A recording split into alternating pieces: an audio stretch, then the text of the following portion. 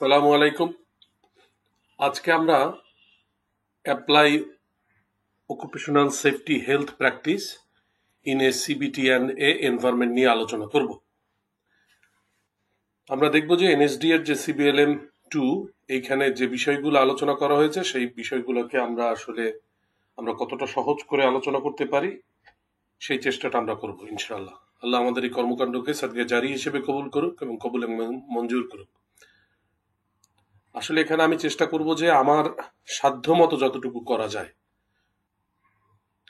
তো এনএসডি যে সিবিএলএমটা ফলো করে তার কভার পেজটা এরকম ডান সাইডে দেওয়া আছে, যেন আমাদের সিবিএলএম চেনার ক্ষেত্রে কোনো ধরনের অস্পষ্টতা বা ভুল বোঝাবুঝি তৈরি না হয়। এই ভিডিওটি করা শুধুমাত্র এডুকেশনাল পারপাসে, এখানে কোনো ধরনের প্রমোট করা হয়নি, কোনো ইলিগাল অ্যাক্টিভিটিসকে কখনো এখানে প্রমোট করা হয়নি। রব্বি জিদনাল মা রব্বি জিদনাল মা রব্বি জিদনাল মা রব্বি ইশরাহ লি সাদরি ওয়া ইয়াসসির লি আমরি ওয়াহলুল উকদাতাম মিন লিসানি ইয়াফকাহু কওলি। আমরা একমাত্র আল্লাহর ইবাদত করি এবং আল্লাহর নিকট সাহায্য চাই। ইয়্যাকা না'বুদু ওয়া ইয়্যাকা নাস্তাইন। এবং আমরা সবসময় সৃষ্টিকর্তার প্রতি পজিটিভ ধারণা রাখব। রাসূল সাল্লাল্লাহু আলাইহি সাল্লাম বলেন যে আল্লাহ তাআলা বলেছেন, আমার প্রতি আমার বান্দার ধারণা অনুযায়ী আমি তার সঙ্গে আচরণ করি। সে যখন আমাকে স্মরণ করে আমি তার সঙ্গে থাকি। সুতরাং আমরা যদি বিশ্বাস করি মনে প্রাণে যে আমরা সিবিটি অ্যান্ড এ লেভেল 4 করতে সমর্থ হব, তাহলে আসলেই আমরা পারবো। কারণ বিশ্বাসটা হচ্ছে মূল, দ্বিতীয় হচ্ছে কর্ম। তো এখানে আমার ছোট করে আমার প্রোফাইল দেওয়া আছে, কেউ যদি আমার সাথে যোগাযোগ করতে চান ইমেল আইডিতে যোগাযোগ করতে পারেন। আমাদের এই ভিডিওর কমেন্টসেও আপনি যোগাযোগ করতে পারেন। আমরা সবসময় আপনাদের পাশে আছি এবং সঠিক উত্তর দিয়ে আপনাদের সঠিক পথে পরিচালনা করার জন্য সহযোগিতা করবো ইনশাল্লাহ। প্রথম হচ্ছে ওয়ার্ক প্লেসটা কি, ওয়ার্ক প্লেস নিয়ে আলোচনা করার কথা বলা হয়েছে।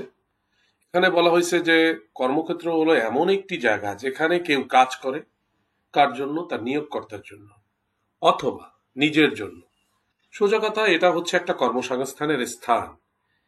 এই ধরনের একটি জায়গা, এই কর্মসংস্থানের জায়গাটা, এটা অফিসও হতে পারে, বাসাও হতে পারে। কারণ অনেকের বাসায় তো দেখা গেল সে যদি বাসায় থেকে অনলাইনে কোনো প্রোডাক্ট সেল করে, তাহলে বাসাটাই তো তার অফিস। বা এর চাইতেও বড় বিল্ডিং বা ফ্যাক্টরি হতে পারে, যে ফ্যাক্টরিতে কাজ করে তার ওয়ার্ক প্লেস তো ফ্যাক্টরি, তাই না? এরকম। তো আমরা এই কথাগুলো যদি ইংরেজিতে একটু গুছিয়ে বলি, a workplace is a place where people practice their occupation. Workplace হচ্ছে এমন একটা প্লেস যেখানে পিপল প্র্যাকটিস দেয়ার অকুপেশন, যেখানে তার জনগণ তার অকুপেশনটা, পেশাটাকে প্র্যাকটিস করে। আবার বলতে পারি যে each environment has its own type of hazard. প্রত্যেকটা পরিবেশ বা এনভায়রনমেন্টের কিন্তু নিজস্ব ভিন্ন ভিন্ন ধরনের হ্যাজার্ড আছে। এবং no hazard no environment is hazard free. কোনো এনভায়রনমেন্টই আসলে হ্যাজার্ড ফ্রি না। তাহলে many workplace have hazard, অনেক ওয়ার্ক প্লেসই হ্যাজার্ড আছে। Hazard put employee at the risk of injury or harm to health. হ্যাজার্ডটা করে কি? একটা এমপ্লয়িকে রিস্কে ফেলে দেয়। কিসের রিস্ক? অফ ইনজুরি, ইনজুরির রিস্কে ফেলে দেয় এবং পাশাপাশি স্বাস্থ্যের ক্ষতি করে, স্বাস্থ্য হানি করে। তো এই বিষয়গুলো কি আমাদের বলতেছে যে ওয়ার্ক প্লেস হ্যাজার্ড। এখন ওয়ার্ক প্লেস হ্যাজার্ডকে যদি আমি খুব শর্টে সংজ্ঞায়িত করতে চাই, তাহলে a workplace hazard is any condition, practice or behaviour that could cause injury or illness to person or damage to property. তাহলে আমরা বুঝতে পারলাম ওয়ার্ক প্লেস হ্যাজার্ড হচ্ছে এমন একটা পরিস্থিতি বা কন্ডিশন, প্র্যাকটিস অর বিহেভিয়ার যেটা আমাকে ইনজুরি করতে পারে, অসুস্থ করতে পারে এবং একজন পার্সন অথবা পার্সনের প্রপার্টির ক্ষতি সাধন করতে পারে। দেখেন, আমরা যেখান থেকে এই বিষয়গুলো আলোচনা করতেছি, সিবিএলএম এর সেই পেজ কিন্তু আমাদের বলে দেওয়া আছে প্রত্যেকটা স্লাইডে। সবচাইতে ভালো হয় আপনারা যদি এই লেকচার শোনার সাথে সাথে পাশাপাশি যদি আপনারা বইটাকে কন্টিনিউ করেন, তাহলে আপনাদের জন্য আন্ডারস্ট্যান্ডিংটা আরো সহজ হবে। আমরা বইয়ের বাইরে যেতে যাচ্ছি না। বাংলাদেশ সরকারের ন্যাশনাল স্কিল ডেভেলপমেন্ট অথরিটি যে সিবিএলএম তৈরি করেছে, সেই সিবিএলএম কে সহজ করে আপনাদের কাছে উপস্থাপন করার, পাঠকের বোধগম্য করে তোলার চেষ্টা আমাদের। তো এখানে যদি কেউ সিবিটিএ তে ভালো করতে চায়, কোনো শর্টকাট নোট, কোনো প্রশ্নপত্র এগুলো খুব বেশি কাজে দিবে না। আপনার আন্ডারস্ট্যান্ডিং যদি ক্লিয়ার থাকে, যে কোনো জায়গায় আপনি যে কোনো ভাবেই প্রশ্ন করুক, তখন আপনি মনে করেন সেই প্রশ্নগুলো উত্তর দিতে পারবেন। আমি যখন লেভেল 5 করি, আমাদের শ্রদ্ধেয় শিক্ষক আনিসুজ্জামান স্যার আমাদেরকে যখন ফর্মেটিভ অ্যাসেসমেন্ট নিতেন, তখন একটা প্রশ্নের উত্তর অন্য 3টা কেন নয় সেই ব্যাখ্যা করে উনি বোঝাতেন। তাহলে আমি সাথে সাথে জানতে পারলাম যে উত্তর কোনটা, কেন উত্তরটা, এবং পাশাপাশি জানতে পারলাম যে অন্যগুলো কেন নয়। তাহলে আপনার অ্যানালাইটিক্যাল এবিলিটি এবং আন্ডারস্ট্যান্ডিং এবিলিটিকে সে ইনরিচ করত। আল্লাহ তাকে ভালো রাখুক এবং সবসময় সালতানাত দান করুক এবং ইজ্জতকে আরো মহিমান্বিত করুক। এখন বলছে যে workplace hazard refers to a situation, workplace hazard refer করে এমন একটা সিচুয়েশন, পরিস্থিতি উইদিন দ্য ওয়ার্কপ্লেসের মধ্যে that has a potential to cause injury or adverse health effect. এমন একটা কন্ডিশনকে রেফার করে যেটা ওয়ার্কপ্লেসের মধ্যে আপনার পটেনশিয়াল কজ অফ ইনজুরি এবং অ্যাডভার্স হেলথ ইফেক্টের সম্ভাবনা তৈরি হয়। এইটাকেই রেফার করে যে এমন একটা পরিস্থিতিকে। এখন কর্মক্ষেত্রে যদি হ্যাজার্ড দেখেন, তাহলে আসলে আপনি কি করবেন? যদি কখনো কর্মক্ষেত্রে আপনারা হ্যাজার্ড দেখেন, আপনারা যে বিষয়গুলো করবেন সেই বিষয়গুলো আমরা এখানে আলোচনা করতেছি। প্রথমে আপনি কি করবেন? ট্রেনিং বন্ধ করবেন। দ্বিতীয় কথা হচ্ছে হ্যাজার্ডের অবস্থান খুঁজে বের করবেন। তৃতীয় কথা, সকলের সুনিরাপদ সুব্যবস্থা করবেন। আর পাশাপাশি কি করবেন? সঠিক পদ্ধতিতে সমাধান করার ব্যবস্থা করবেন। এখন কর্মক্ষেত্রে যদি ঝুঁকি বা হ্যাজার্ডের যে উপাদানগুলো, ঝুঁকির উপাদান বা হ্যাজার্ডগুলো তো আমাদের খুঁজে বের করতে হবে। কোনগুলোকে আমরা বলবো? দেখি আমরা একটু কোনগুলোকে বলি। অরক্ষিত মেশিন, অগোছালো কর্মস্থল, উচ্চ শব্দ, ক্ষতিকর রাসায়নিক, অসুবিধাজনক অবস্থানে কাজ করা। এমন একটা জায়গায় কাজ করতেছেন, আপনি সোজা হয়ে দাঁড়াতে পারতেছেন, এমন একটা জায়গায় কাজ করতেছেন যেখানে দেখা গেল পর্যাপ্ত আলো বাতাস নাই বা সাফোকেশনের সমস্যা হচ্ছে, ভারী বস্তু ওঠানামা করা, তাহলেও কিন্তু আপনার জন্য শারীরিক ক্ষতি হতে পারে।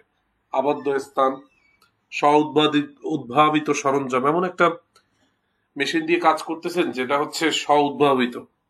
যেমন আমাদের দেশে যে অটোরিকশাগুলো, সেগুলো তো উদ্ভাবিত অনেকটা, বা আমাদের দেশে ওয়ার্কশপে হয়। তো এখানে অনেক কিছুই দেখা গেল সেফটি মেজার মেনটেন করে হয় না, ইন্ডাস্ট্রিয়াল সেফটি মেজার করে হয় না, যেহেতু লোকালি ডেভেলপ করা হয়। তারপর আপনি ধরেন যে মনে করেন আপনি একটা ওয়াটার হিটার তৈরি করলেন, সেখানে তো আপনি ওই রকম সেফটি ইনশিওর করেন না। দুইটা ধাতব পাতকে আপনি নেগেটিভ পজিটিভ দিয়ে পানির মধ্যে দিচ্ছেন, পানি গরম হয়ে যাচ্ছে, কিন্তু কোনো কারণে যদি আপনি পানির গরমটা চেক করেন, তাহলে দেখা গেল যে আপনি কারেন্টে বিদ্যুতায়িত হতে পারেন। মেশিন আপনি দেখা গেল বড় ফ্যাক্টরিতে, দেখা গেল ম্যাক্সিমাম ইন্ডাস্ট্রিয়ালে বা অন্য কোনো জায়গায় ফ্যাক্টরিতে আপনি মেশিন চালু করে আপনি যেতে পারবেন না। ওই মেশিনের পাশে আপনাকে সবসময় থাকতে হবে। যে কোনো সময় যে কোনো ধরনের আনএক্সপেক্টেড এবং আনওয়ান্টেড ঘটনা ঘটতে পারে। পর্যাপ্ত আলো, আপনি যদি সাফিসিয়েন্ট আলো না পান, তাহলে আপনি তো দেখা গেল হেলথ হ্যাজার্ডে ভুগবেন। চোখে ক্ষতি হবে, মাথা ধরে যাবে, হ্যাঁ, দীর্ঘদিন কাজ করলে দেখা গেল চোখের জ্যোতি কমে যাবে। শিফটের পর একাকী কাজ করাটাও কিন্তু আমাদের জন্য একটা কর্মক্ষেত্রে ঝুঁকির একটা উপাদান। কারণ আপনি কোনো কারণে মাথা ঘুরে পড়ে যেতে পারেন, আপনি স্লিপ করতে পারেন, আপনি অসুস্থ বোধ করতে পারেন, তখন আপনাকে সাহায্য করার মতো কেউ থাকবে না। সুতরাং আপনার শিফটের মধ্যে কাজ করাটাকেও আমার হেলথ হ্যাজার্ড। এখন যদি প্রশ্ন আসে এরকম, নিচের কোনটি হেলথ হ্যাজার্ড নয়? আপনি যদি হেলথ হ্যাজার্ড গুলো জানেন, হ্যাজার্ডের এলিমেন্টস গুলো বা উপাদানগুলোকে জানেন, তাহলে কোনটি নয় সেটা আইডেন্টিফাই করতে পারবেন। আবার কোনটি যদি বলে, তাহলে আপনিও জানেন যে এই চারটার মধ্যে কোনটি কর্মক্ষেত্রে ঝুঁকির উপাদান। এখন বলছে the manage system for occupational health and safety. The manage system for occupational health and safety মানে এটা প্রোভাইড করে কি, এই ম্যানেজমেন্ট সিস্টেম কি প্রোভাইড করে? প্রোভাইডস ফ্রেমওয়ার্ক, এটা একটা ফ্রেমওয়ার্ক প্রোভাইড করে for the process of identify hazard, assessing associated risk এবং taking action, review the outcome. এই ম্যানেজমেন্ট সিস্টেম, ওএইচএস এর যে ম্যানেজমেন্ট সিস্টেম সেটা আমাকে কি করে, হ্যাজার্ড আইডেন্টিফাই প্রসেস সম্পর্কে একটা ফ্রেমওয়ার্ক দেয়, অ্যাসেসিং অ্যাসোসিয়েট রিস্ক কে আইডেন্টিফাই করতে সাহায্য করে, টেকিং অ্যাকশন কিভাবে আমি এই ধরনের অ্যাকশন গুলো নেব, এবং রিভিউ দ্য আউটকাম এবং কিভাবে আউটকামটাকে রিভিউ করবো সেই বিষয়গুলো আমি জানতে পারবো। এখন managing risk management has become part of lots of management system. It assess the risk associated with the hazard. এটা আপনাকে হ্যাজার্ডের সাথে অ্যাসোসিয়েট রিস্ক গুলোকে আইডেন্টিফাই করতে সহযোগিতা করে, পাশাপাশি যেটা হচ্ছে ইন্টেন্সিটি বা তীব্রতাকে মেজার করতে সাহায্য করে। This gives the frame for process in occupational health and safety. এখানে আছে কি, মনে করেন এখানে আপনি আইডেন্টিফাই দ্য হ্যাজার্ড, প্রথমে তো হ্যাজার্ডকে আপনি আইডেন্টিফাই করলেন, অ্যাসেসিং দ্য অ্যাসোসিয়েট রিস্ক এর সাথে জড়িত যে অ্যাসোসিয়েট রিস্ক আছে সেগুলোকে আপনি অ্যাসেস করলেন, টেকিং অ্যাকশন, আপনি যথাযথ যে ব্যবস্থা নেওয়া দরকার সেটা নিলেন, বা মিটিগেট দ্য রিস্ক সেটা করলেন, মনিটর দ্য ইফেক্টিভনেস এবং এর ইফেক্টিভনেসটাকে আপনি কতটা কার্যকরী হয়েছে সেটার ইফেক্টিভনেসটা আপনি মেজার করলেন। And identify the Hazard identify যে করবেন সেটা কিভাবে করবেন, রিভিউ দ্য পাস্ট ইনসিডেন্ট। হ্যাঁ, আপনি পাস্ট পূর্বে এরকম অ্যানালাইজ দ্য প্রিভিয়াস অ্যাক্সিডেন্ট আর নিয়ার, মানে হচ্ছে অতীত, মানে অতীতে নিকটবর্তী অতীতে কি ধরনের ঘটনা ঘটছে, এই ধরনের ঘটনার হিস্ট্রি থাকলে দেখা গেল বড় হ্যাজার্ডকে এটা হচ্ছে মানে বড় হ্যাজার্ডে হওয়ার সম্ভাবনা বেশি থাকে। যেমন দেখবেন যে যেখানে দুর্ঘটনা মানে ভূমিকম্প প্রবণ এলাকা, বড় বড় ভূমিকম্প হওয়ার আগে ছোট ছোট কিছু ভূমিকম্প হয়, দেখা গেল কোনো একটা সমস্যা এর আগেও এইখানে হয়েছে, তার মানে বোঝা যাচ্ছে এটা একটা স্থায়ী সমস্যা, কারেন্টের লাইনে কোনো সমস্যা, হ্যাঁ পুরো লাইনটা ওয়ারিংটা চেঞ্জ করতে হবে, এরকম কিছু।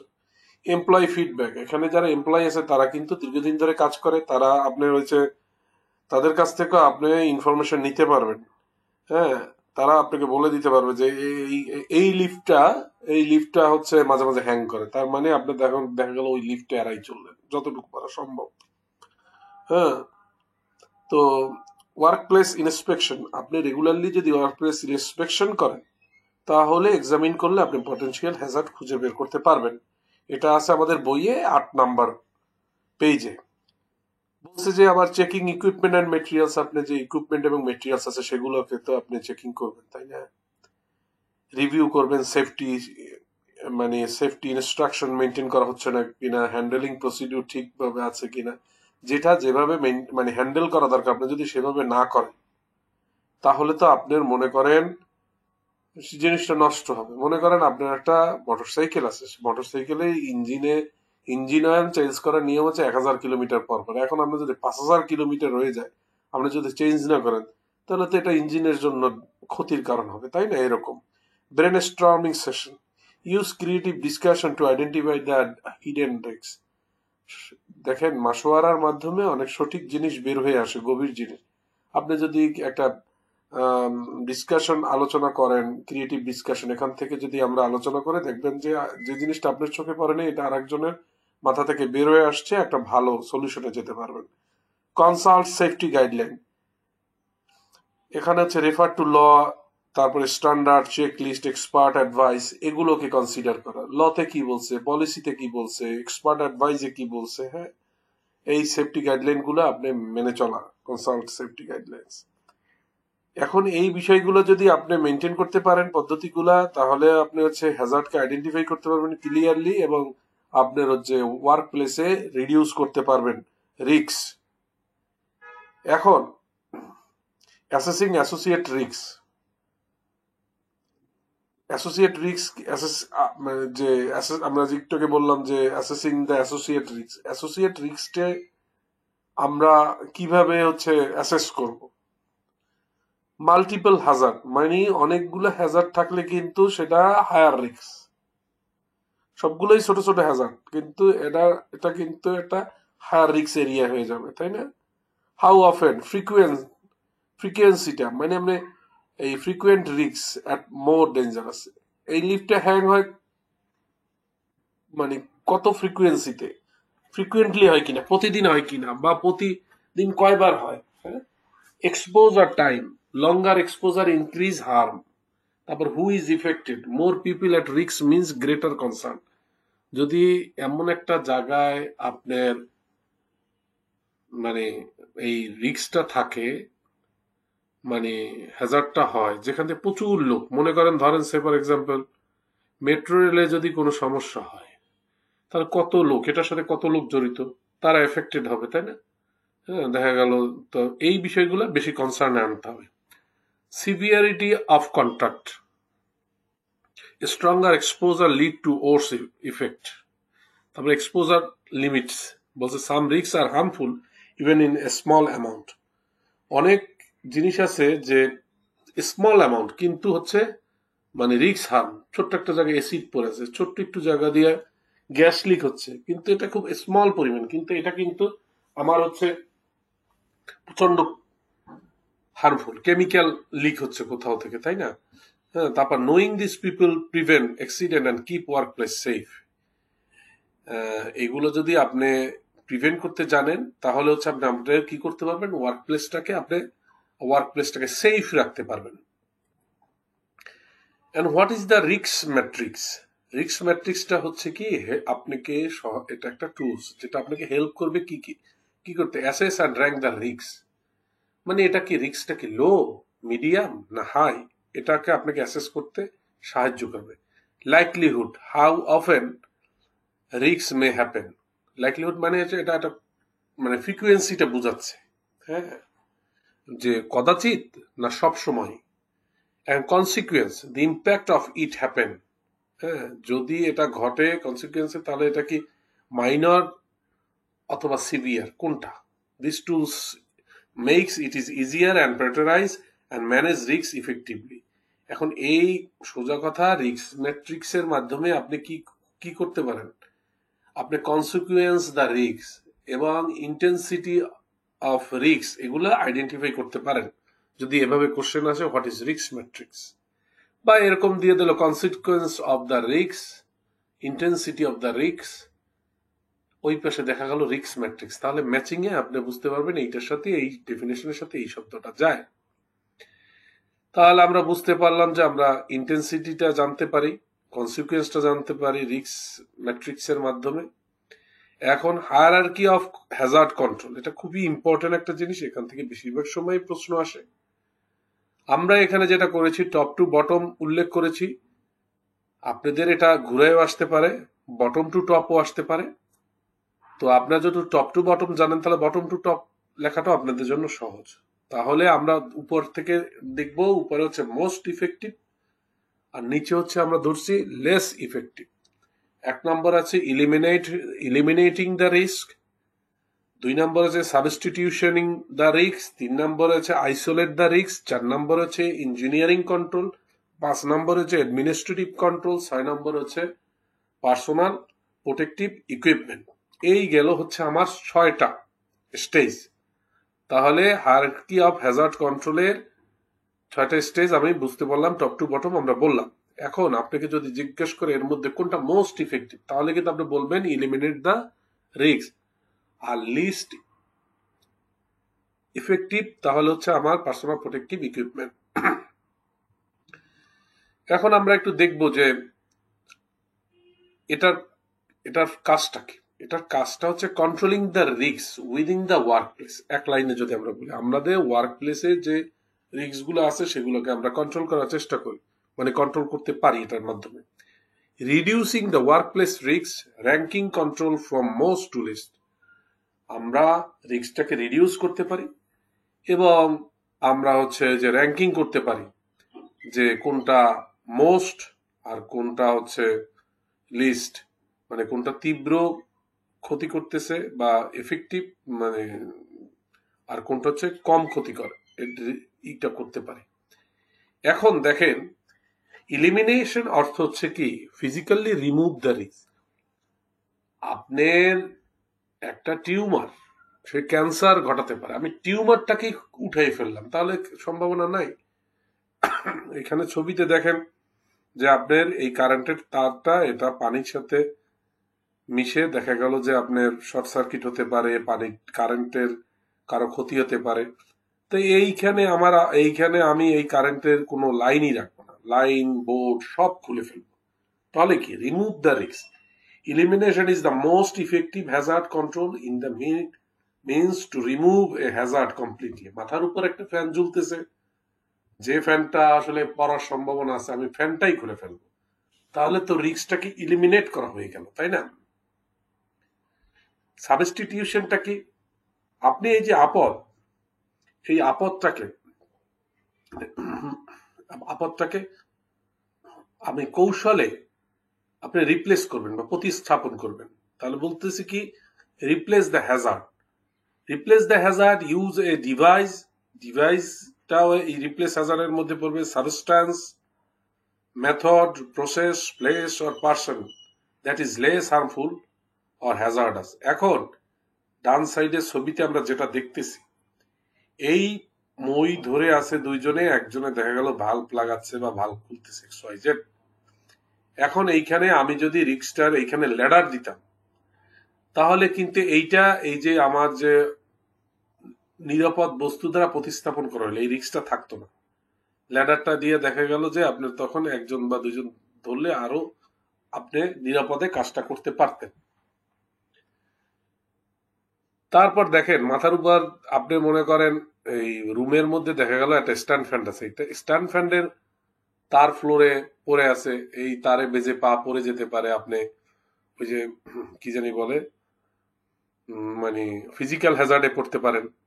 তা আমি এই টেবিল ফ্যানটা সরাই দিয়ে আমি সিলিং ফ্যান উপরে লাগাই দিলাম, ভালো, তাহলে তার আমার হচ্ছে এই প্রবলেমটা হচ্ছে না। তাহলে আপদকে আমি নিরাপদ বস্তু বা কৌশল দ্বারা আইসোলেশন হচ্ছে সেপারেট দ্য রিস্ক, মানে আপনার কোনো একটা রিস্ক আছে সেটাকে আপনাকে মানে আলাদা করে ফেলেন, আইসোলেট করে ফেলেন। কিরকম ভাবে আইসোলেট করে ফেললেন? ধরেন মনে করেন আপনি একটা ম্যানহোলে ঢাকনা নেই, এটা একটা রিস্ক, আপনার দেখা গেল ওই জায়গাটাকে একটা কোনো কিছু দিয়ে অবস্ট্রাকল দিয়ে ঘিরে রাখছেন, তার মানে কেউ কারণ যদি আপনি এরকম ঘিরে রাখেন তখন তো ওইখানে কেউ গিয়ে পড়বে না। তারপর একটা জায়গায় হচ্ছে একটা গর্ত হয়ে গেছে রাস্তায়, সেটাকে দেখা গেল যে একটা কোন একটা মানে কশন সাইন দিয়ে বা ঘিরে রাখলেন, তাহলে ওইখান দিয়ে দেখা গেল যে ঝুঁকিপূর্ণ ব্রিজ বা অন্য কিছুর দিকে ওইদিকে মানুষ তখন মানে এড়াই যাবে, ঝুঁকিটা আসলে তখন সেপারেট হয়ে যাবে। বা কোথাও ট্যাক্সিন করছে সেটাকে দেখা গেল যে মানে এই যে দেখবেন কশন মানে টেপ দিয়ে ঘিরে রাখলে দেখা গেল ওই জায়গাটা তখন মনে করেন মানে বিচ্ছিন্ন হয়ে গেল, বিপদটা বিচ্ছিন্ন হয়ে গেল এবং তখন এটা ঝুঁকিটা কমায়। আমাদের সবচেয়ে বড় উদাহরণ হচ্ছে আইসোলেশনের সময় আমরা 2019 সাল এবং 20 সালে যে আমরা যে কোভিড এর সময় যখন কারো পরিবারে কোভিড হতো, তখন ওই পরিবারের ওই সদস্যকে আইসোলেট করে ফেলা হতো, একটা রুমের মধ্যে সে থাকতো, ওই রুমেই সে মোটামুটি 15-20 দিন বা 7 দিন থাকতো এবং হচ্ছে তার সাথে ওই সময় দেখা গেল যে কেউই ওঠা বসা করতো না বা তার খাবার আলাদাভাবে দিত। এই যে COVID-19 কোয়ারেন্টাইনটাই কিন্তু একটা আইসোলেশন, হ্যাঁ আমাদের। তার মানে কি এই রিস্কটাকে আমরা সেপারেট করে ফেলছি।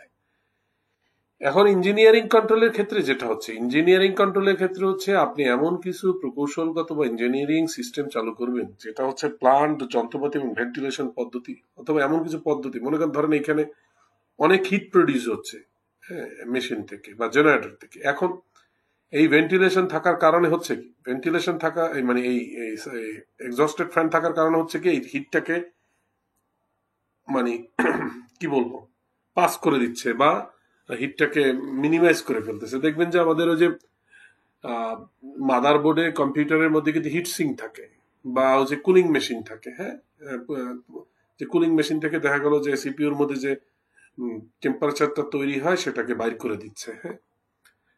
এতে হয় কি দুর্ঘটনা হ্রাস পায়, যদি এয়ার পাস ঠিক মতো হয় তাহলে দেখা গেল যে ওই যে সাফোকেশন বা এই অন্য যে সমস্যা শ্বাস প্রশ্বাসের সমস্যা এগুলো হয় না।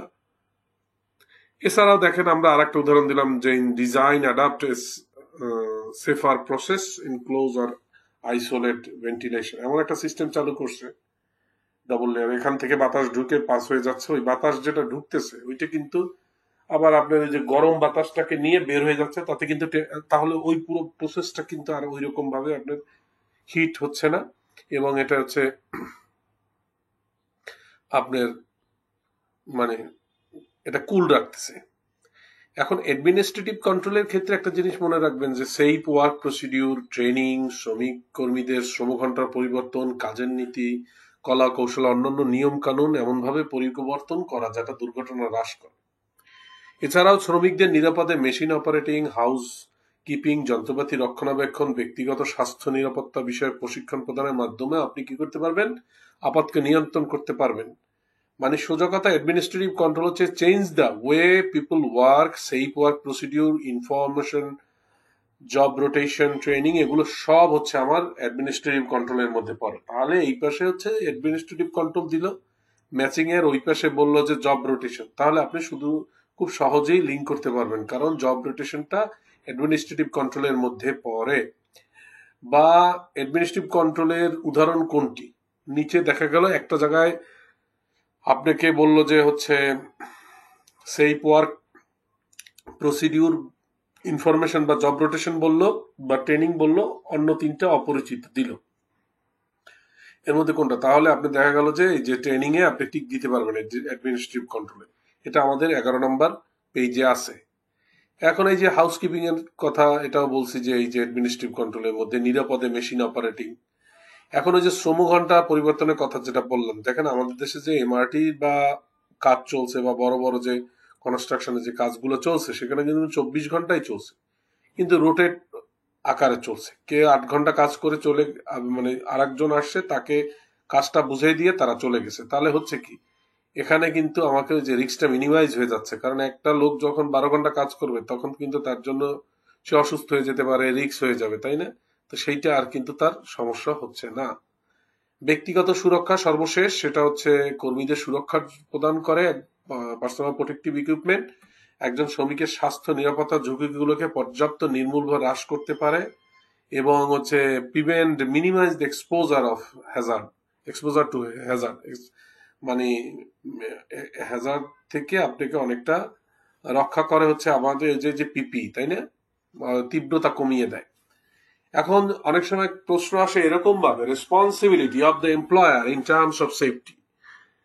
এমপ্লয়ার যে তার রেসপন্সিবিলিটি কি? 3টা রেসপন্সিবিলিটি। এখন আপনি 3টে আসুক 4টা আসুক, আপনি যদি জানেন সেটা লিখতে পারবেন। একটা হচ্ছে safety policy and programme develop করে এস্টাবলিশ করা, প্রয়োজনীয় ট্রেনিং এর ব্যবস্থা করা, ইনফরমেশন এবং ইনস্ট্রাকশন প্রোভাইড করা, job safety related necessary safety equipment provide করা, আর প্রোভাইড ইনফরমেশন যদি কোথাও দুর্ঘটনা ঘটে বা ঘটার সম্ভাবনা থাকে, কোনো ঝুঁকিপূর্ণ জায়গা থাকে, ব্রিজ থাকে, পাত মানে প্যাসেজ থাকে, যে এই জায়গাটা ঝুঁকিপূর্ণ, সেটা ইনফরমেশন থাকলে মানুষ এটা এড়িয়ে যেতে পারবে, বা ওই জিনিসগুলো তাকে মানে তখন সিদ্ধান্ত নিতে সহায়তা করবে। এখন এমপ্লয়ারের রোলটা মূলত বলছে যে under the law your employ must also display, মানে এই যে এমপ্লয়ার মানে মানে কি মানে আইনের অধীনে এমপ্লয়ার অন্যতম রোল হচ্ছে আপনার যে হেলথ অ্যান্ড সেফটি পলিসিটা আপনার এমন একটা মানে ডিসপ্লে করতে হবে, এবং দ্য অকুপেশন সেফটি হেলথ একটাও কিন্তু আপনাকে ডিসপ্লে করতে হবে। এটা কিন্তু আপনার ওই যে এমন একটা জায়গায় ডিসপ্লে করতে হবে যেখানে সবাই এভরিওয়ান ক্যান সি, মানে এটা আপনার রুমের মধ্যে আটকাই রাখবেন, কেউ দেখতে পাচ্ছেন এরকম না, একটা কমন প্লেস আপনি এটা দুইটাই হচ্ছে ডিসপ্লে করে রাখবেন, তাতে মানুষ হচ্ছে দেখতে পারে। এটা কিন্তু আপনার ওই যে লই বলা আছে।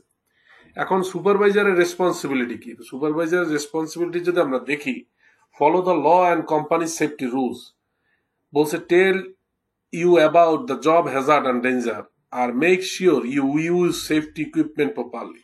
সুপারভাইজারের রেসপন্সিবিলিটি হচ্ছে মানে কোম্পানির সেফটি রুলস গুলোকে ফলো করা, আপনাকে কোনো জব হ্যাজার্ড বা যদি কোনো ডেঞ্জার থাকে সেগুলো আপনাকে বলা, আর সেফটি ইকুইপমেন্ট মানে সেফলি কিভাবে আপনি আসলে ইকুইপমেন্ট গুলা মানে সেফটি ইকুইপমেন্ট গুলা কিভাবে প্রপারলি আপনি ব্যবহার করবেন সেই ব্যাপারে আসলে নিশ্চিত করা। মানে আপনি চাইলেও যেন সুপারভাইজার আপনাকে দিবে না যে পার্সোনাল প্রোটেক্টিভ ইকুইপমেন্ট ছাড়া কাজ করতে। পার্টি যখন কাজ চলে তখন কেউ পিপি ছাড়া কাজ করতে গেলে তাকে কাজে অ্যালাউ করতো না। এখন ইওর রোল, আপনার তো কিছু রোল আছে, শুধুমাত্র সুপারভাইজার বা এমপ্লয়ারের রোল থাকবে তা তো না। আপনিও আইন কানুন মেনে চলবেন, obey the law, use machine and equipment safely, যে ইকুইপমেন্ট এবং সেফলি মেশিন ব্যবহার করবেন সেটা সেফলি ব্যবহার করবেন। ওয়ার রিকোয়ার্ড পিপি, আপনি পার্সোনাল প্রোটেক্টিভ ইকুইপমেন্টটা ব্যবহার করবেন, হ্যাঁ।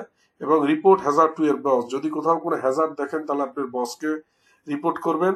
আর work safely and don't fool around, কাজ নিরাপত্তার সাথে করবে এবং উদ্দেশ্যহীন ভাবে এবং বোকার মতো ঘুরে বেড়াবেন না, হ্যাঁ।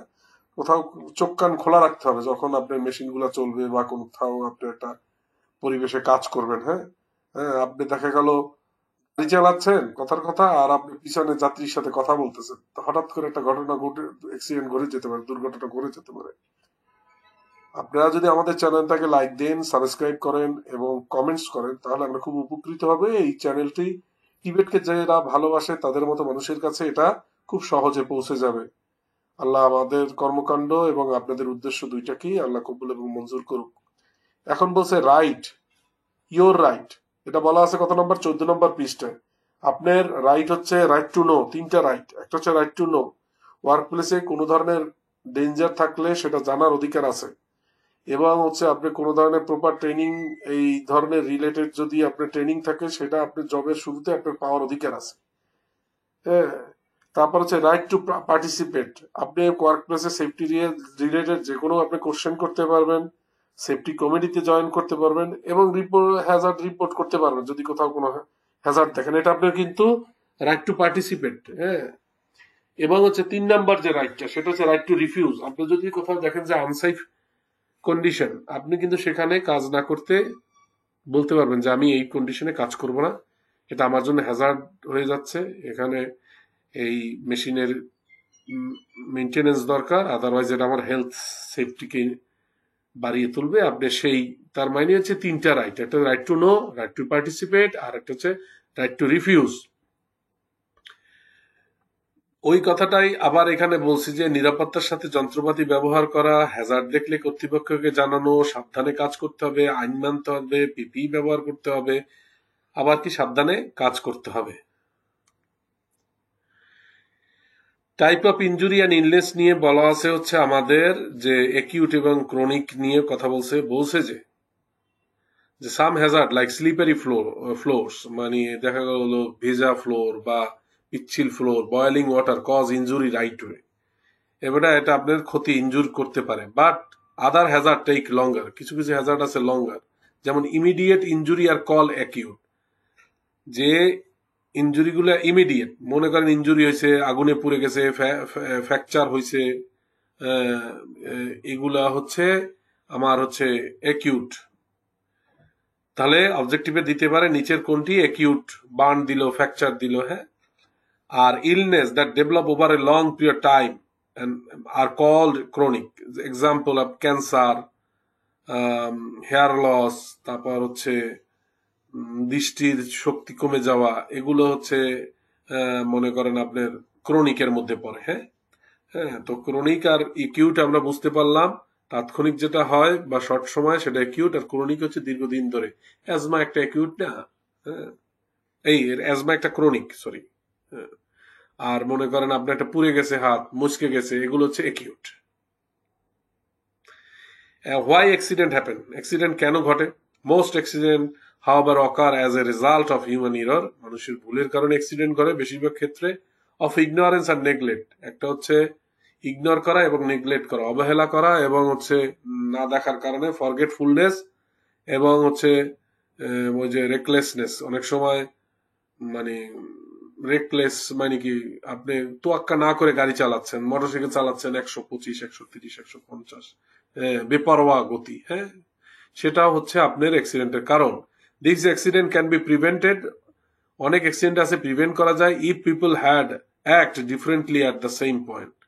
একই জায়গায় যদি পিপল ডিফারেন্ট ভাবে অ্যাক্ট করে, যেমন ধরেন আপনি মনে করেন রোড সাইন দেখে যদি চলান, যেখানে যে স্পিডে বলা আছে সেই স্পিডে চলেন, যে গ্যাপ রাখতে বলা হয়েছে সেই গ্যাপে চালান, তাহলে আপনি অ্যাক্সিডেন্ট হবে কেমন করে? যে মেশিন এবং ইকুইপমেন্ট ব্যবহার করতে যে নির্দেশনা দেওয়া হয়েছে সেইটা যদি সেইভাবে ব্যবহার করেন তাহলে আর আপনার অনেক কিছু আপনি এড়াই চলতে পারবেন। হেলমেট ব্যবহার করলেন বা পার্সোনাল প্রোটেক্টিভ ইকুইপমেন্ট ব্যবহার করলেন, ভিজা ফ্লোর রাখলেন না।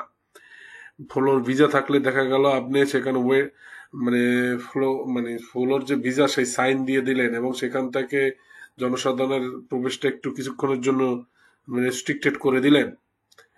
তারপর হচ্ছে the event which we call the accident would not have occur. তাহলে আমরা যে অ্যাক্সিডেন্টের কথা বলি, এই যদি আমরা ডিফারেন্টলি অ্যাক্ট করি সাম পয়েন্টে, তাহলে আর এই অ্যাক্সিডেন্টটা অকার হবে না।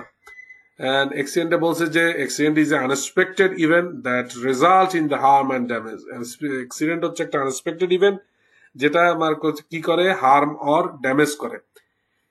An incident include accident but also cover near misses an unsafe event without the harm.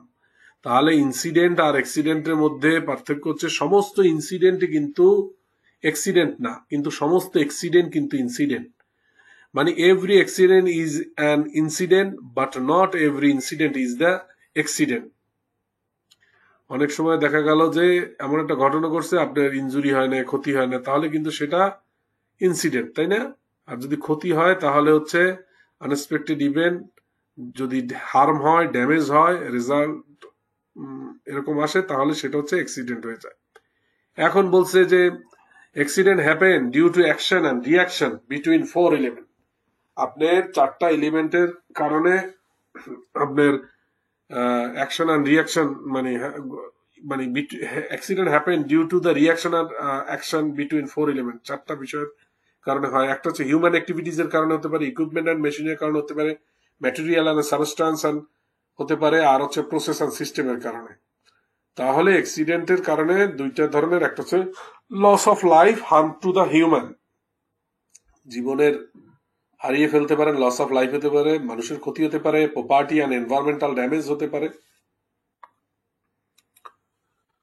Safety অ্যাটিটিউডের ক্ষেত্রে বলছে যে আপনি people attitude affect their action. পিপলের অ্যাটিটিউড কি করে, এফেক্ট দেয়ার অ্যাকশন, তার অ্যাকশনকে প্রভাবিত করে। Accident does not just happen, they are caused by carelessness. Accident এমনি এমনি ঘটে না, আপনার ওই যে কেয়ারলেসনেস, আপনি গুরুত্ব দিচ্ছেন এইসব কারণে, ইগনোরেন্স, অজ্ঞতার কারণে, অনেক সময় আপনি ইগনোরিং, আপনি অগ্রাহ্য করলেন, ফল্টি ইকুইপমেন্ট, চিন্তা করলেন এটা এই এই জিনিসটা আমি পরে ঠিক করব, হ্যাঁ এবছর না পরের বছর ঠিক করব। লিভিং টুলস ডেঞ্জারাস প্লেস, আপনি যে দেখা গেল যে যে ডেঞ্জারাস যে প্লেসে, একটা ওপেন প্লেসে আপনি লিভিং টুলস, ড্রিল মেশিন বা অন্যান্য মেশিন গুলো ফেলে রাখলেন, ওগুলায়ও মানুষের অ্যাক্সিডেন্ট হতে পারে। মায়েরা যেমন রান্না বান্না করার পর বটিটা ফ্লোরে রেখে দিলে দেখা গেল কেউ দেখলো না, সে পায়ে বটিতে কেটে গেল, সেটা সাইড করে রাখে বা একটা কাপড় চটের বস্তা দিয়ে পেঁচাই রাখে, তাহলে এই অ্যাক্সিডেন্টটা হবে না। If you see the hazard and do nothing, you contribute the potential accident. আপনি যদি হ্যাজার্ড দেখেন এবং যদি কোনো ধরনের কিছুই না করেন, তাহলে আপনিও এই অ্যাক্সিডেন্টে কন্ট্রিবিউট করলেন। Even do not nothing can lead serious injury for other. আপনি দেখছেন যে এই জিনিসটা স্পার্ক করতেছে, আপনি কোনো ধরনের কাউকে কিছু বললেন না, ইনফর্ম করলেন না, তাহলে এটা অন্যের জন্য হ্যাজার্ড হতে পারে। তাই বলছে অ্যাটিটিউড এভরিথিং। আপনি যদি দেখেন তাহলে মানে অ্যাটিটিউড হচ্ছে সবকিছু। যদি টাইটানিং এর যখন ডোবে, টাইটানিং এর পাশে যে জাহাজগুলো ছিল, 2টা জাহাজ খুবই কাছে ছিল, তারা যদি আগাই আসতো এই ক্ষয়ক্ষতির পরিমাণটা অনেক কমে যেত। সবচাইতে দূরে যেটা ছিল 55 কিলোমিটার দূরে, সেই জাহাজটা এসে 570 না জানি কতজনের মতো, 500 সামথিং লোকের মতো লোককে রক্ষা করছে। কাছের গুলো যদি আসতো তাহলে এটা আরো মানে সার্ভাইভাল রেট আরো বেড়ে যেত। হ্যাজার্ড কত ধরনের আমরা দেখতে চাচ্ছি। Type of Hazard very important, physical, biological, chemical, ergonomic. 21 নম্বর পেজে আছে। ফিজিক্যাল হ্যাজার্ডের মধ্যে আছে হচ্ছে কর্মক্ষেত্রে সহনীয় মাত্রা চেয়ে অতিরিক্ত অপ্রত্যাশিত শব্দ, অতিরিক্ত গরম, ঠান্ডা, বিদ্যুতিক তার পড়ে থাকলে, ধারালো বিষয় পড়ে থাকলে, রেডিয়েশন বা ক্ষতিকর রশ্মি, এগুলো সব ফিজিক্যাল হ্যাজার্ড। এগুলো ইংরেজিতে বলা আছে vibration, radiation, prolong exposure to sun, হ্যাঁ, temperature include exposure to the heat and cold, electricity, constant noise.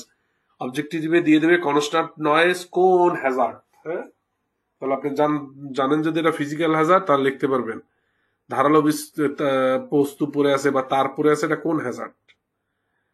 তাহলে noise, unwanted sound, slips, trips and fall, আপনি পড়ে গেছেন, হ্যাঁ, আমাদের বলে যে মাথা উপর দিয়ে পড়ছেন, মাথা নিচের দিকে দিয়ে পড়ছেন, ব্রোকেন বোন, হাড় ভেঙে গেছে, ডেথ, ফেইন্ট, মূর্ছা যাওয়া, ওই যে মাথা ঘুরে পড়ে যাওয়া, heat stress, burn, slip problem, এগুলো সব হচ্ছে আমার ফিজিক্যাল হ্যাজার্ডের মধ্যে পড়ে।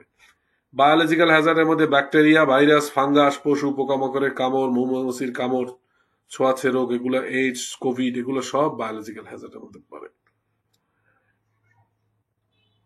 বায়োলজিক্যাল হ্যাজার্ডের মধ্যে মনে রাখবেন যে হ্যাজার্ড, যে জিনিসের জীবন আছে, যেমন ভাইরাসের জীবন আছে, ব্যাকটেরিয়ার জীবন আছে, ফাঙ্গাসের জীবন আছে, এগুলো সব, কোভিডেরও কিন্তু জীবন আছে না, একটা জীবাণু তো, হ্যাঁ। তাহলে এইডস এর যে HIV যে ভাইরাস, তারও তো জীবন আছে, এগুলো মৌমাছির জীবন আছে, এগুলো সব বায়োলজিক্যাল হ্যাজার্ড। কেমিক্যালের মধ্যে গ্যাস, ধুলা, অ্যালার্জি রিয়াকশন, এটা অনেক সময় বেশি আসে। অ্যাসিডের কথা আসে, বিস্ফোরক দ্রব্য, তারপর হচ্ছে দাহ্য পদার্থ, কীটনাশক পদার্থ, কোথাও দিয়ে গ্যাস লিক হচ্ছে, এগুলো সব কেমিক্যাল হ্যাজার্ডের মধ্যে পড়ে। এই কথাটাই বলছে, liver damage, respiratory effect, cancer, allergy প্রতিক্রিয়া, অ্যাসিড, বিস্ফোরক, বিষাক্ত দ্রব্য, দাহ্য, কীটনাশক, হ্যাঁ, পেস্টিসাইড যেটাকে আমরা বলি, পয়জনাস থিং, ইনফ্লেমেবল থিং, দাহ্য জাতীয় পদার্থ, এগুলো সব আমার এই কেমিক্যাল হ্যাজার্ডের মধ্যে পড়ে। অনেক সময় দেয় যে ডাস্ট কোন হ্যাজার্ড, ডাস্টে মনে করে ফিজিক্যাল হ্যাজার্ড বলে টিক দেয়, আসলে ডাস্ট হচ্ছে কেমিক্যাল হ্যাজার্ড। হ্যাঁ, অ্যালার্জি রিয়াকশন দেখা গেল ভুল করে, এটা হবে হচ্ছে আমাদের কেমিক্যাল হ্যাজার্ড। আর্গোনমিক হ্যাজার্ড হচ্ছে ওয়ার্ক রিলেটেড ওয়ার্ক রিলেটেড যে মাসেলে টান পরে যে ডিসঅর্ডার গুলো হয়, সেগুলা। লাইটেনিং বলছে indoor air quality, noise can cause undue stress and strain. তাহলে আমরা বুঝতে পারতেছি ওয়ার্ক রিলেটেড যে বিষয়গুলো আছে সেইগুলো, মাসেলে টান পড়া, ওভারলোড, জিনিসপত্র অতিরিক্ত ওজন বহন করে, এগুলো সব আর্গোনমিক হ্যাজার্ডের মধ্যে পড়ে। এখন আর্গোনমিক হ্যাজার্ডের মধ্যে যদি পড়ে, আমরা যদি প্রপারলি রাইট ওয়েতে ওই জিনিসটা তুলি বা অ্যাপ্রোচ করি বা ওইভাবে সিটিং অ্যারেঞ্জমেন্ট করি, তাহলে আমাদের এই আর্গোনমিক হ্যাজার্ড গুলো আমরা এড়িয়ে চলতে পারবো।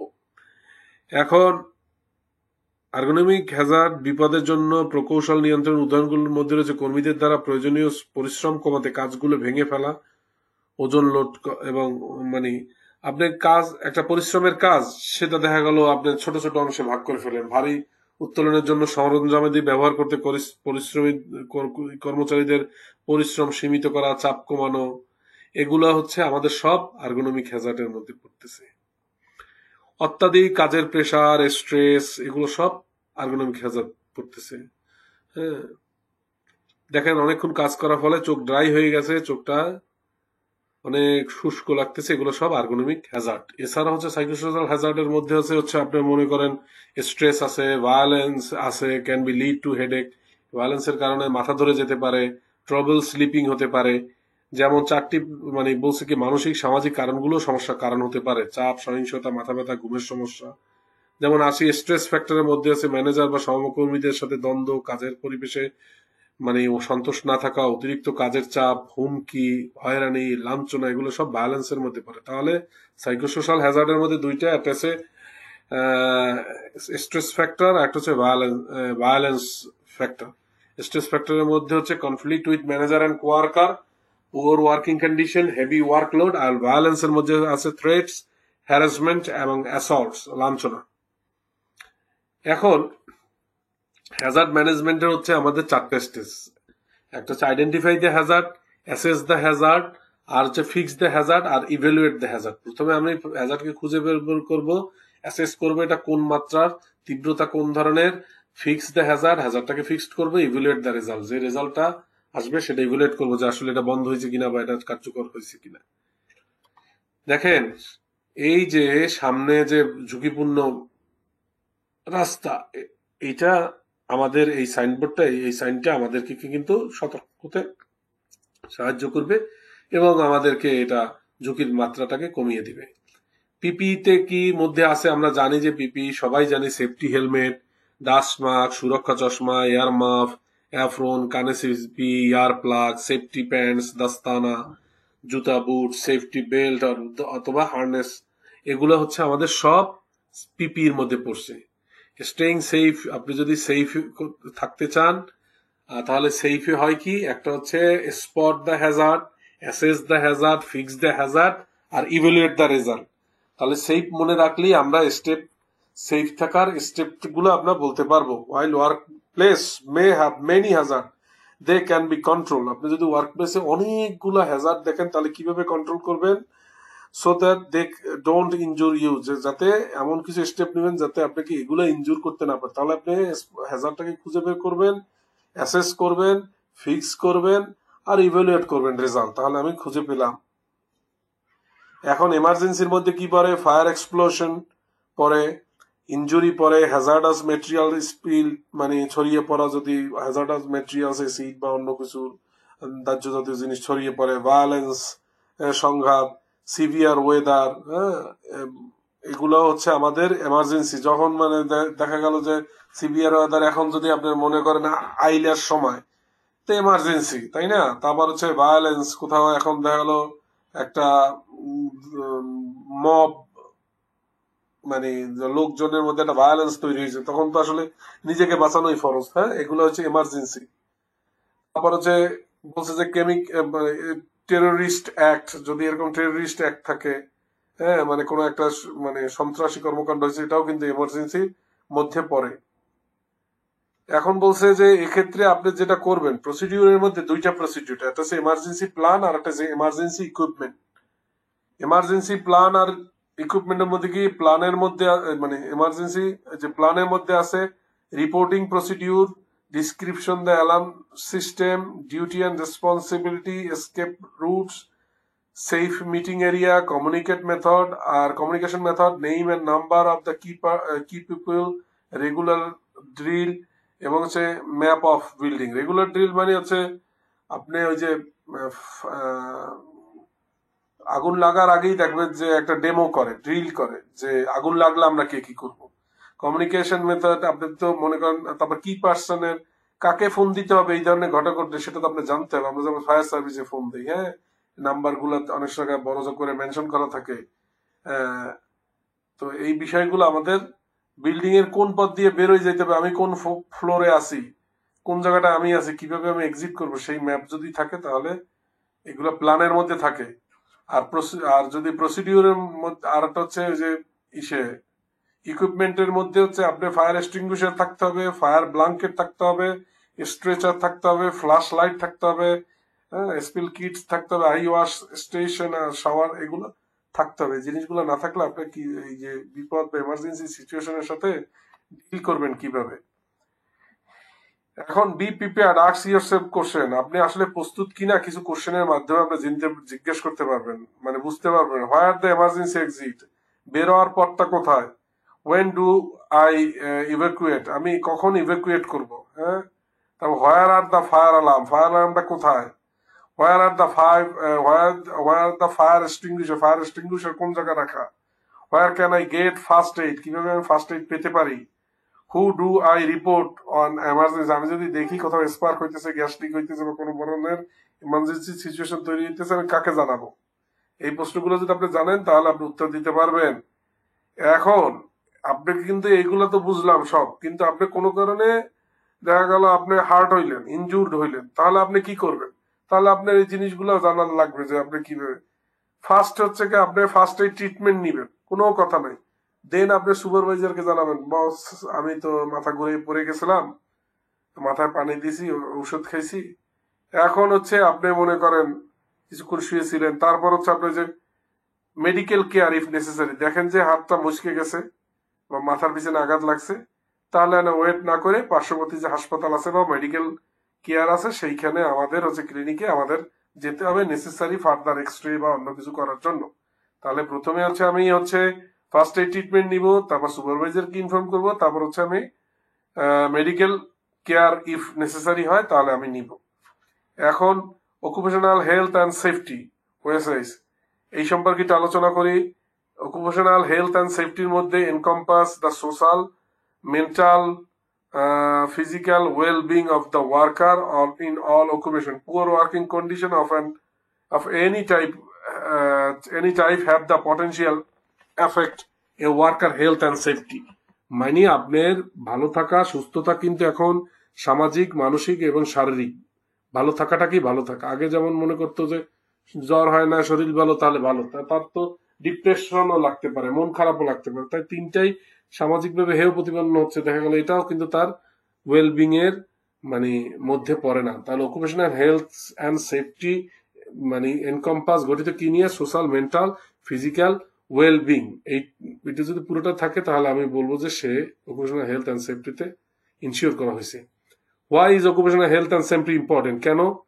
নিরাপদ এবং স্বাস্থ্যকর কাজের পরিবেশ তৈরি করা, প্রতিষ্ঠানগুলো কর্মীদের শ্রমিক বান্ধব হয়ে ওঠে, কর্মী এবং শ্রমিকদের একটা নিরাপদ যে কোনো বড় ধরনের বিপদ থেকে মুক্ত করে আরো নিরাপদ পরিবেশে কর্মী এবং শ্রমিকদের দায়িত্ব পালন করতে সুযোগ দেয়। দেখবেন যে ইউনাইটেড নেশনের যে অর্গানাইজেশন গুলো আছে এখানে কেউ চাকরি করলে কেউ চাকরি ছাড়তে চায় না, কারণ এখানে প্রতিষ্ঠানটা শ্রমিক বান্ধব হয়ে ওঠে, কাজের পরিবেশ আছে এবং বড় ধরনের কোনো বিপদে আপনি আক্রান্ত হতে হবেন না আশা করা যায়, ওইভাবেই তারা টেক কেয়ার করে। Why occupational health and safety important? এর উদ্দেশ্য হচ্ছে আপনার ওই যে প্রিভেন্ট ইন্ডাস্ট্রিয়াল অ্যাক্সিডেন্ট এবং ডিজিজ, রোগ থেকে সেভ করা, এবং recognise the connection between worker health and safety, connection তৈরি করা ওয়ার্কার এবং ওয়ার্কারের হেলথ এবং সেফটির মধ্যে কানেকশন তৈরি করা। The work place and the environment outside the work place. তার মানে আমরা বুঝতে পারলাম যে ইন্ডাস্ট্রিয়াল অ্যাক্সিডেন্টকে প্রিভেন্ট করে, ডিজিজকে প্রিভেন্ট করে, ওয়ার্কারের হেলথ অ্যান্ড সেফটি মানে মানে কানেকশন করে, ওয়ার্কার এবং ওয়ার্কারের হেলথ অ্যান্ড সেফটির মধ্যে আমাদের কানেকশন তৈরি করে যাতে আমাদের ক্ষয়ক্ষতি না হয়। Who are the most common safety group? Safety গ্রুপের মধ্যে কারা আছে? হেলথ অ্যান্ড সেফটি রিপ্রেজেন্টেটিভ আছে, হেলথ অ্যান্ড সেফটি কমিটিজ আছে, সেফটি অফিসার আছে, সুপারভাইজার আছে। তাহলে পেলাম কটা? চারটা। Health and safety representative, health and safety committee, safety officer, supervisor. চারটা আমাদের মনে রাখতে হবে, যে কোনো সময় একটা বাদ দিয়ে বলতে পারে এর মধ্যে কোনটি নয়, আবার চারটি থেকে যে কোনো একটি নিয়ে বলতে পারে কোনটি সেফটি গ্রুপের সদস্য। তাহলে there are the duty occupational health and safety officer, safety অফিসারে হট আর দ্য ডিউটিস। তাহলে সেফটি অফিসারের কি ডিউটি গুলো কি কি? সে organise occupational health and safety training organise করবে, ইনভেস্টিগেট অ্যাক্সিডেন্ট করবে, অ্যাক্সিডেন্ট গুলোকে ইনভেস্টিগেট করবে, প্রোভাইড ফার্স্ট এইড প্রোভাইড করবে, undertake the risk assessment at the work place. তাহলে ফার্স্ট এইড প্রোভাইড করার দায়িত্ব কার? সেফটি অফিসারের। ইনভেস্টিগেট দ্য অ্যাক্সিডেন্ট কার? সেফটি অফিসারের। অর্গানাইজেশন ওএসআই ট্রেনিং কার? সেফটি অফিসারের। Undertake risk assessment at the work place কার কাজ? সেফটি অফিসারের। এখন আপনারা যদি লাইক এবং শেয়ার দেন তাহলে এবং কমেন্টস করেন, যে কোনো প্রশ্নের যদি কমেন্টস করেন আমরা উত্তর দেওয়ার চেষ্টা করব। আমরা চেষ্টা করব যে কতটুকু সহজ করে আপনাদের কাছে বিষয়গুলো তুলে ধরা যায়। আল্লাহ আমাদের এই কর্মকাণ্ডকে সদকে জারি হিসেবে কবুল করুক এবং আপনাদের মাকসাদগুলোকে পূরণ করুক। বাড়তি কিছু বিষয় নিয়ে কথা বলবো, যদি এটা বইয়ের মধ্যে নাই, কিন্তু যেটা হচ্ছে আমাদের আইএলওর বইতে নাই, কিন্তু দেখা গেল যে বিটিভির যে 19 সালে যে বইগুলো বের করছিল সেই বইয়ের মধ্যে আছে। তারপরে এগুলো এটার সাথে রিলেটেড, একটু জেনে নিলে ভালো হয় ধৈর্য সহকারে। হ্যাজার্ড এবং রিস্কের মধ্যে পার্থক্যটা কি? হ্যাজার্ড হচ্ছে সামথিং দ্যাট কজ হার্ম, এমন কিছু হ্যাজার্ড যা আমার ক্ষতি করতে পারে। সেটা কেমিক্যাল হতে পারে, ইলেকট্রিসিটি হতে পারে, ল্যাডার হতে পারে, নয়েজ হতে পারে, কিবোর্ড হতে পারে, সবকিছু হতে পারে যদি তার ক্ষতি করার ক্ষমতা থাকে। রিস্ক ইজ দ্য চান্স, আর রিস্কটা কি? Chance of harm being caused by hazard. এর মানে আমার ক্ষতি হওয়ার যে চান্সটা কেই বলা হয় হচ্ছে রিস্ক। এখন আমরা দেখব যে হ্যাজার্ড হলো বিপত্তি আর রিস্ক হলো মানে আমার ঘটনা হচ্ছে যে উপকরণ দ্বারা আমার ক্ষতি হতে পারে সেটাই হচ্ছে হ্যাজার্ড। সেলাই মেশিন হতে পারে, অফিস হইতে পারে, মোবাইল হইতে পারে, বিদ্যুৎ হইতে পারে। আর রিস্ক হচ্ছে যে উপকরণটি আপনি ব্যবহার করছেন সেটি দ্বারা উচ্চ লঘু মানে তীব্রতাকেই বলা হয় হচ্ছে মানে আপনার ইনজুর্ড হওয়ার যে তীব্রতা সেই মানে ঘটতে পারে তাকে বলা হচ্ছে রিস্ক। হ্যাজার্ডের কারণে ঘটে যাওয়া অনাকাঙ্ক্ষিত ঘটনাই হচ্ছে আমার রিস্ক। হ্যাজার্ডের কারণে যদি কোনো ঘটনা ঘটে যায় তাহলে হচ্ছে রিস্ক। এখন মনে করেন হ্যাজার্ডটা কি? এই যে ভিজা রাস্তা, এটা ভিজা রাস্তা মানে বৃষ্টির সময় বৃষ্টি ভেজা রাস্তা কিন্তু আমার জন্য একটা হ্যাজার্ড। আর রিস্ক কি? রিস্ক হচ্ছে a driver may skid and cause an accident. এখানে রিস্ক আছে, ড্রাইভারের জন্য রিস্ক কেন? ড্রাইভার যে কোনো সময় স্লিপ করতে পারে অ্যাক্সিডেন্ট করতে পারে। আর রিস্কটা হাই হয়ে যাবে আরো কখন, যখন সে হেলমেট ছাড়া করবে। এখন কন্ট্রোল মেজার কি? ইউজ নন স্লিপ রোড, মানে এখন এই যে রোডের যে সারফেসটা, এটাকে যদি আপনি দেখা গেল একেবারে মসৃণ না করে একটু মানে গ্রিপ করতে পারে এইরকম করেন, তাহলে দেখা গেল যে এটা আপনি কন্ট্রোল করতে পারবেন। আবার পাশাপাশি সেফ স্পিড একটা ব্যাপার। আপনি এখন যদি চালান 120-এ আর যদি চালান 40-এ, দুইটার তো তীব্রতা এক না। এবং হেলমেট ব্যবহার করতে হবে। এখন ওয়ার্ক প্লেস রিলেটেড, যেমন এখন হ্যাজার্ড হচ্ছে কনস্ট্রাকশন সাইটে মাথার উপর যে কোনো সময় যে কোনো অবজেক্ট পড়তে পারে। রিস্কটা কি? এ ওয়ার্কার ডট wear a helmet could suffer a serious head injury. আর ওয়ার্কার যদি হেলমেট না পরে তাহলে তার জন্য রিস্কটা বেড়ে গেল, সে সাফার করতে পারে যে কোনো ধরনের হেড ইনজুরিতে। এন্ড কন্ট্রোল মেজার কি? ওয়ার্কাররা যদি এটা হেলমেট পরে এবং সেফটি নেট ইনশিওর করে তাহলে হচ্ছে তাদের এটা কন্ট্রোল মেজার। এখন ওয়ার্ক প্লেসে এক্সাম্পল দেখাচ্ছি, যে ওয়ার্ক প্লেসে অনেক সময় দেখালো ভিজা ফ্লোর থাকে, এটা একটা হ্যাজার্ড। রিস্কটা কি? সামন might slip and get injured, যে কেউ এখানে স্লিপ করতে পারে এবং ইনজুর্ড হতে পারে। তাই কন্ট্রোল মেজার কি? কন্ট্রোল মেজার হচ্ছে আপনি ওই যে কশন ফ্লোর এই সাইনটা দিয়ে দিবেন, তাহলে হচ্ছে দেখা গেল যে ওই যে আপনার ওইটা দেখে বুঝতে পারবে ফ্লোর ভিজে, এদিকে যাওয়া যাবে না। Mop up spills and wet area as soon as possible, মুছে ফেলা যে অংশটা ভিজে গেছে বা তৈলাক্ত জিনিস বা স্লিপের জিনিস পড়ছে, ওই জিনিসটা ওই এরিয়াটা মুছে ফেললে, এন্টি স্লিপ ম্যাট যদি প্রোভাইড করেন তাহলে, এবং হচ্ছে কন্ট্রোল মানে ফুট ট্রাফিক, ওই এরিয়াটা যদি রেস্ট্রিক্টেড করে দেন, যতক্ষণ পর্যন্ত না শুকাবে ততক্ষণ পর্যন্ত ওখান থেকে যেতে পারবে না, তাহলে এগুলো সব কন্ট্রোল মেজার। এখন how to manage the risk? প্রথমে আইডেন্টিফাই করবেন এই কস্টটা কি, assess the risk, determine how like and severe the harm could be, মানে হার্মটা মানে কতটা ক্ষতি হইতে পারে, কতটা সিভিয়ার হইতে পারে, তীব্র হইতে পারে। কন্ট্রোল দ্য রিস্কটাকে কন্ট্রোল করবে। অ্যাপ্লাই সেফটি মেজার, যেমন PP, personal protective, proper training, safe work procedure. আর monitoring and review, regularly check করবো safety practice and update control if needed, যদি দরকার হয়। এখন ডিফারেন্স বিটুইন হ্যাজার্ড অ্যান্ড রিস্কের মধ্যে যদি বলি, যাহা আমার ক্ষতি করতে পারে তাহাই হচ্ছে Hazard. What is the chance of harm happening, এই ক্ষতি হওয়ার সম্ভাবনাটা কত, তাহলে সেই সম্ভাবনাটাই হচ্ছে রিস্ক। একটা ভিজা ফ্লোর হচ্ছে আমার জন্য hazard, someone might slip spill, someone might slip and get injured, মানে ভিজা ফ্লোর আমার জন্য হ্যাজার্ড, আর কেউ যদি মনে করেন এখানে স্লিপ করে তাহলে সেটা তার জন্য রিস্ক হয়ে গেল। হেভি মেশিনারি হচ্ছে হ্যাজার্ড, আর worker may get caught and hurt in if not careful. এখন ওই হেভি মেশিনারির কারণে দেখা গেল যে ওয়ার্কার যদি আঘাত পায়, খেয়াল করতে না পারে, তাহলে সেটা তার জন্য রিস্ক হয়ে গেল।